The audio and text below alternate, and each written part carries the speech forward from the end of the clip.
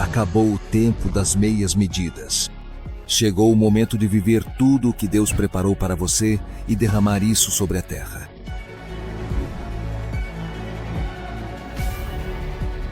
Treine-se para despertar esta geração. Treine-se e reencontre a paixão junto com o Espírito Santo. Treine-se para fazer dos milagres o seu estilo de vida.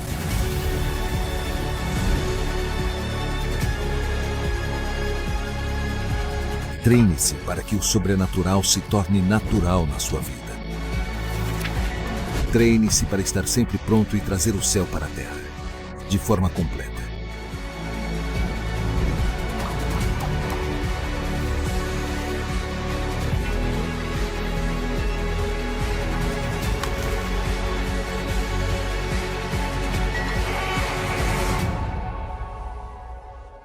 Empower 2025, o ano do treinamento e do fortalecimento espiritual. O título da minha pregação, que vou encurtar porque quero mandar vocês para casa, mas não muito cedo, é o que bloqueia a minha vida e a minha intimidade com Deus. Ainda estamos na série Empower sobre intimidade com Deus. Digam comigo, o que bloqueia? Diga para a pessoa ao seu lado. O que bloqueia a sua vida e a sua intimidade com Deus? Então vamos começar dizendo que Deus é amor, amém? Digam comigo, Deus é amor. E a definição da Bíblia que veremos daqui a pouco é que Deus é amor. Vamos observar algumas coisas relacionadas ao amor de Deus e depois vamos realmente descobrir a manifestação do amor de Deus. Então, Deus já havia pensado em nós antes da fundação do mundo, por amor. Digam comigo, como é Deus? Em seu amor, Ele já havia pensado em nós antes da fundação do mundo. Efésios 1, 3:5 diz assim: Bendito seja o Deus e Pai de nosso Senhor Jesus Cristo, que nos abençoou. Onde está esse verbo? Muito bem. Ele teve que me ajudar. Ele nos abençoou com toda sorte de bênçãos espirituais nas regiões celestiais em Cristo Jesus. Diga comigo, eu sou abençoado. Se você está em Cristo, você já é abençoado. Quem sabe disso? Portanto, biblicamente, a um cristão, você nunca deveria dizer que Deus te abençoe. Você poderia dizer isso a alguém que não é. Porque a Bíblia diz que em Cristo nós já fomos abençoados com toda sorte de bênçãos espirituais nas regiões celestiais. Então, para um crente, você deveria dizer que Deus continue te abençoando, porque você já é abençoado e que essa bênção esteja sempre sobre você. Depois diz, como você leu, diz... Ele nos escolheu antes da fundação do mundo, para que fôssemos santos e irrepreensíveis diante dele, tendo-nos predestinado, digam comigo, predestinados em seu amor, para sermos adotados, digam comigo, adotados, por Jesus Cristo como seus filhos, segundo o benevolente plano de sua vontade. Então Deus, em seu amor, antes de criar o mundo, já havia escolhido. A quem esta carta é endereçada? Aos Efésios, aos que viviam em Éfeso, Caim, Turquia. Então, nesta carta Deus está dizendo, porque alguns lerão isto dizendo, veja, somos eleitos, Deus me escolheu e eu sou predestinado. Ele não está falando com uma pessoa, diga as coisas como elas são, ele não está falando com uma pessoa. Pessoa, se você lê como se fosse algo pessoal, então diz que você me escolheu e me predestinou. Um povo está falando, os gentios.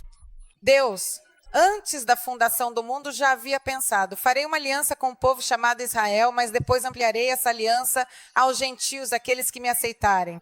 O Israel de Deus, o apóstolo Paulo, na carta aos Romanos, dirá que nós somos essa extensão.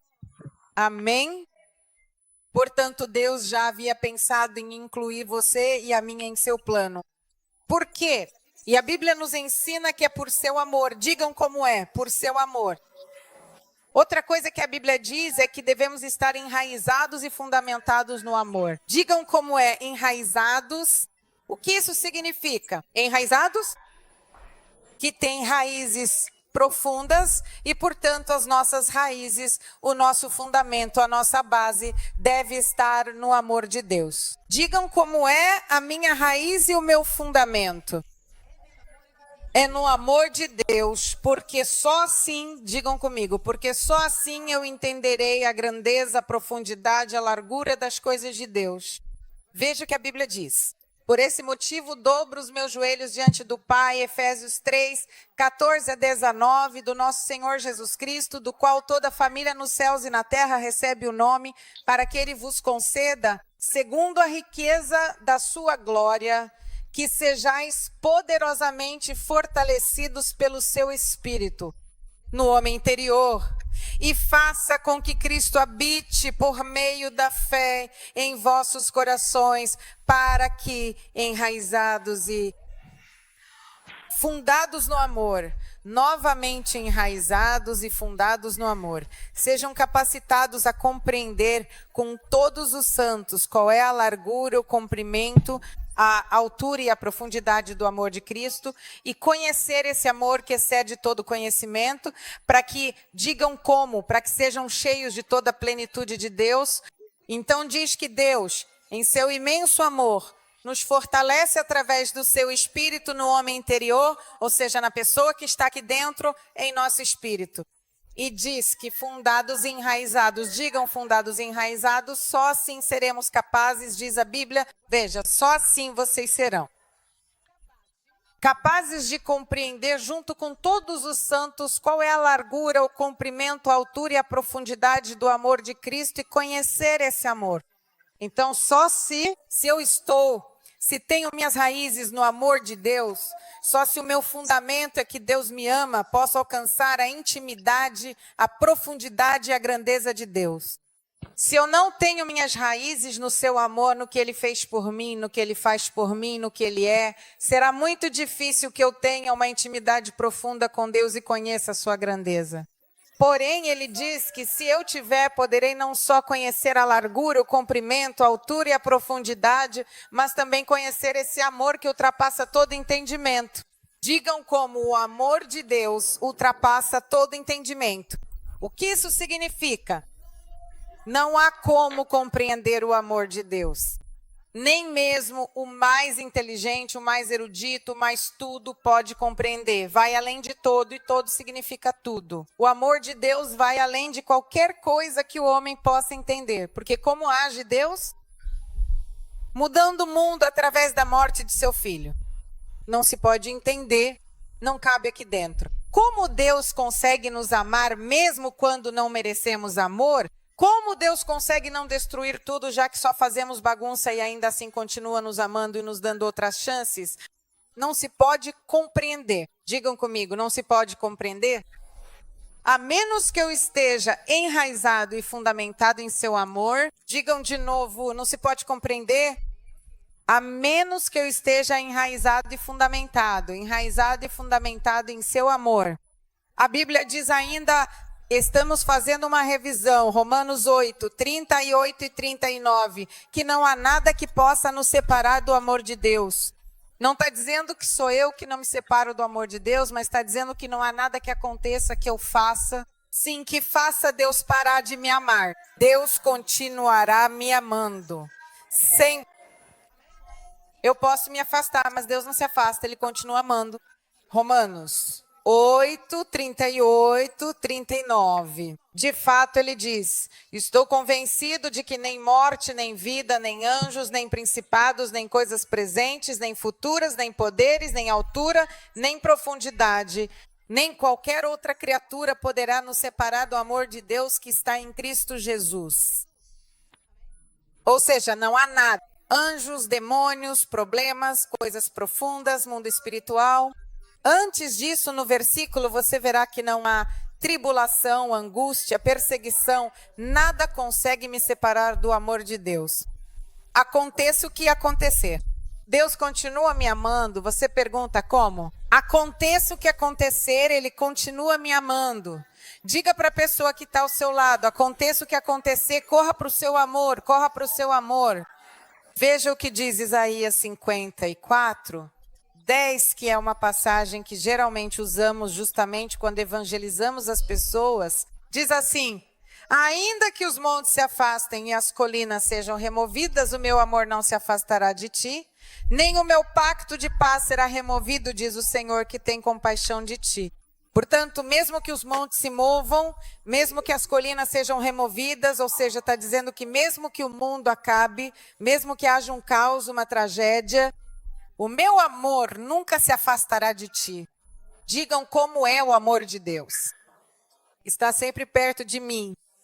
Está sempre perto de mim. Amém. Esse é um daqueles versículos que podemos memorizar. Vocês estão memorizando os versículos? Todos? Amém. Depois veremos o versículo desta semana. Então, qual é a definição de amor na Bíblia? Vamos ler juntos. 1 João 4, versículos 7 e 11 diz assim: esta passagem aqui é muito importante. É muito importante porque traz algumas definições importantes. Portanto, amados, amemo-nos uns aos outros porque o amor vem de Deus. Digam comigo, o amor vem de Deus. Quem ama verdadeiramente é nascido de Deus e, por consequência, conhece a Deus. Ou seja, a passagem está dizendo que quem ama de verdade, com sinceridade, conhece a Deus e nasceu de Deus, o que é fundamental. E depois diz, quem não ama não conheceu a Deus, porque Deus é amor. A definição bíblica de Deus é amor. Deus não sente amor. Deus não te ama apenas. Deus é o amor personificado. A manifestação do amor no mundo é Deus, Ele mesmo, amém? De fato diz, nisto se manifestou o amor de Deus por nós. Então ele diz, Ele é amor. Agora vou te dizer como esse amor se manifesta para você e dirá assim, esse amor, ele se manifesta assim, Deus enviou o seu Filho unigênito ao mundo para que por meio dele vivêssemos, nisto está o amor. Não que nós tenhamos amado a Deus, mas que ele nos amou e enviou o seu Filho para ser o sacrifício propiciatório pelos nossos pecados. Amados, se Deus assim nos amou, também nós devemos amar uns aos outros.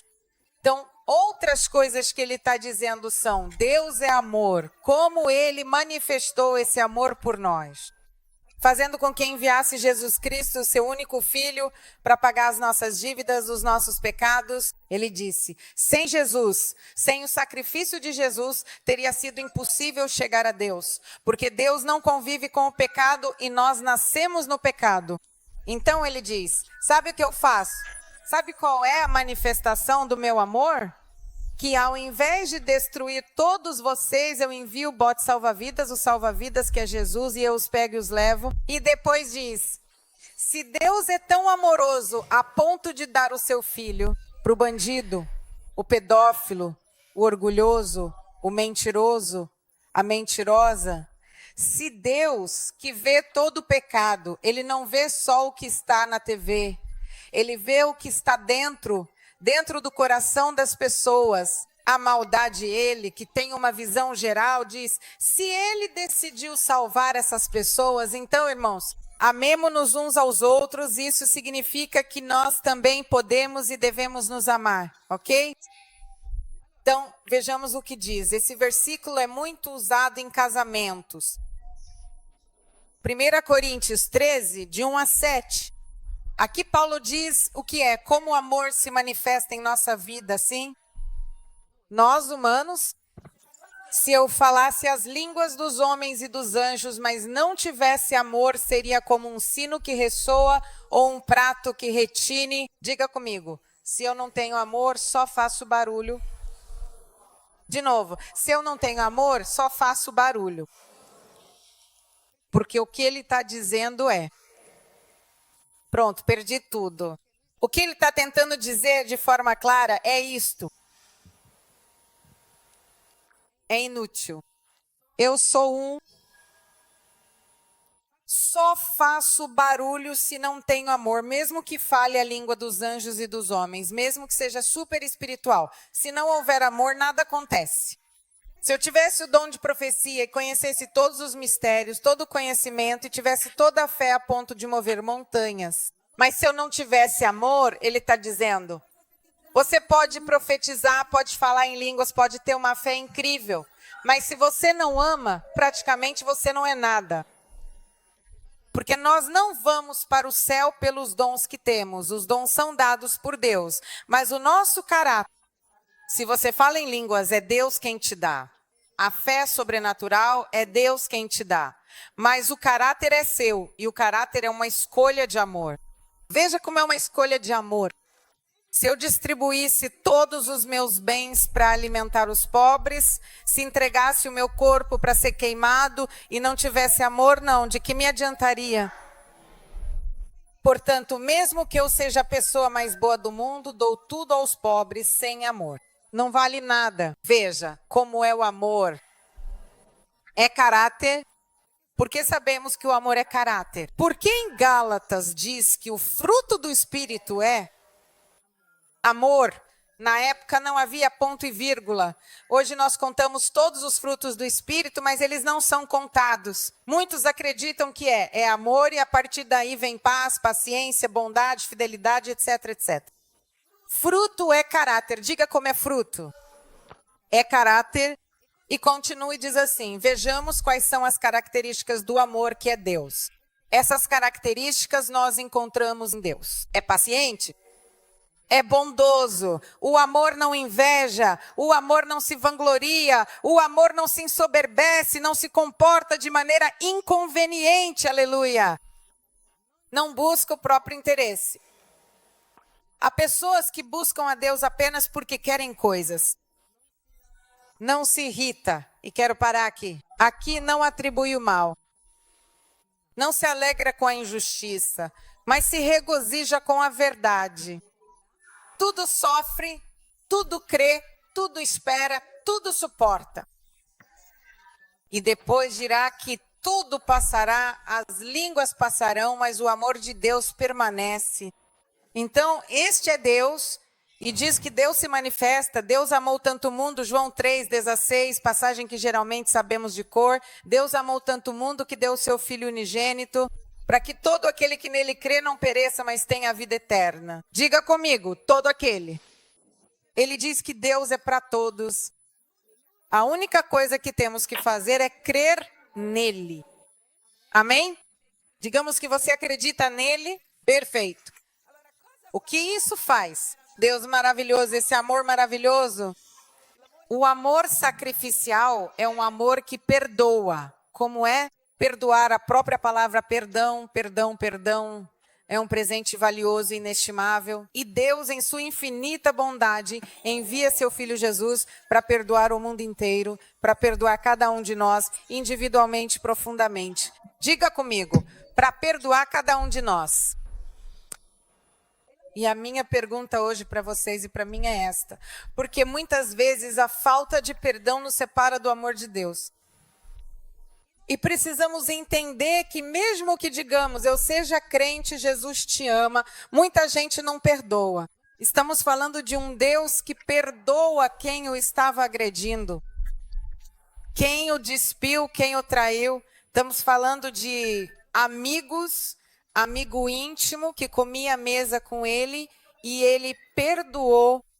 O traiu e ele perdoou. Deus conhece a traição, Deus conhece a violência verbal, Deus conhece a violência física.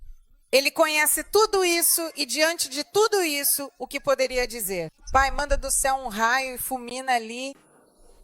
Em vez disso, ele disse, Pai, perdoa porque eles não sabem o que estão fazendo. Jesus liberta, perdoa. Jesus vê uma mulher adúltera enquanto todos estão ali dizendo, vou te matar. Ele para e diz, vai, não peques mais, ninguém te condena. Quem não tem pecado, atire a primeira pedra. Vocês sabem que pela lei, quem deveria atirar a primeira pedra geralmente era o marido e as testemunhas. Então, isso significa que naquele momento, quando Jesus disse, quem não tem pecado, porque era assim, você não podia, vocês estão lendo a Bíblia, não é? Na lei, vocês veem que não se podia condenar ninguém apenas pela palavra de uma pessoa. Eram necessárias 2 ou 3 testemunhas, vocês vão ler isso lá em Deuteronômio e tal. Então, uma só pessoa. Quer dizer que 3 pessoas ou 2 disseram, sim, essa mulher é adúltera.